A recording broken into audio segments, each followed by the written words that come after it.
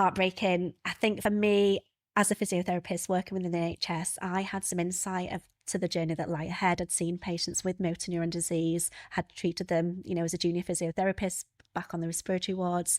And I knew it was probably the one disease. I think if you ask any medical person, it's the one disease that they would say they didn't want to get. Yeah. Whereas Rob was very much more positive. He was, the first thing actually that Rob said to me was, thank goodness it was him and not me or the children. Oh my goodness. Yeah. And he was more bothered about his dad and, telling the family, and obviously they were waiting at home. They knew we'd gone to the appointment. So, it was all those things of how are you going to tell the children, how are you going to tell Rob's parents? It was just, heartbreaking, and I just wanted to get out the room. We'd obviously been in to see the consultant. We were offered, do you want to stay and speak to a nurse? And I just wanted to get home. I just wanted to get home back to the children. But Rob was, in true Rob style, was very positive. It'll be okay. We'll be okay.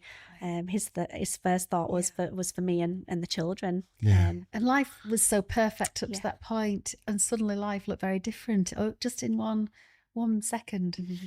And that must have been very hard to deal with. Suddenly you had an idea of what the future held. Maybe Rob didn't as much.